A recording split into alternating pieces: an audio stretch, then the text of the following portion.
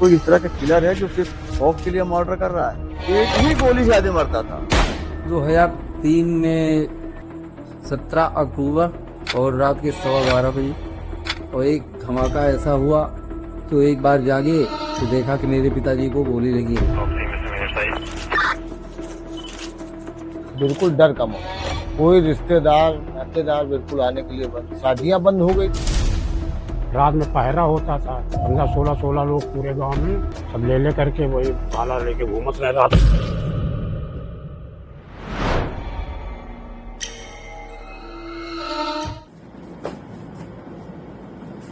Raebareli posting में बड़ी एक रोचक और जनमानस को हिला देने वाली घटना होनी शुरू हो गई थी। जब मैं पोस्टिंग हुई थी तो लगभग 2003 के आसपास की बात है ये।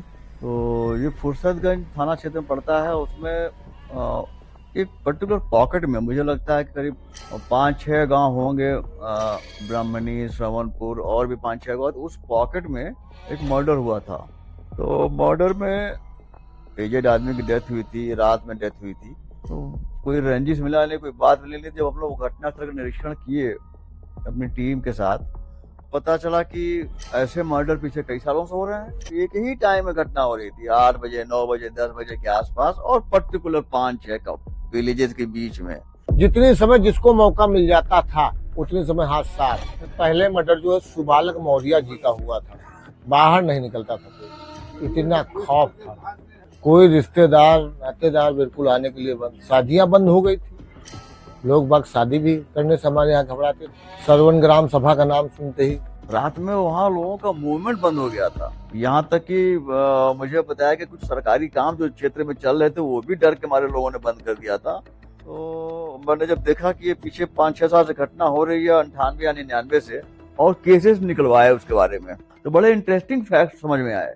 उसमें ये मैंने देखा कि ऑलमोस्ट एक ही कास्ट के व्यक्ति की मर्डर हो रही थी। लगभग 9 बजे 10 बजे के आसपास हो रहे थे murder. Saturday, Sunday and Monday, in days में मर्डर होते थे। एक ही गोली से आदमी मरता था, सिंगल शॉट। तो भाग कैसे भाई, तो हम बगल में रहा तो बताओ, हम कहा यार को, तो इधर उड़ते छत से चिल्लाने लगी। तो जो गोली यहाँ मारे रहे पीछे, और जब हाथ धरी उसको पड़ी तो हाथ से घुस गया। मैं उस फ्रीक्वेंसी में उसके कारतूस खरीदने की संख्या भी वैसे ही बढ़ गई थी।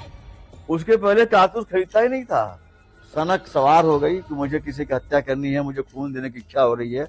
रात कुछ निकलता था, वो एक ही गोली मारता था, और जब तक हुआ तब तक वो तो रात के अंधेरे में गायब हो जाता था वो।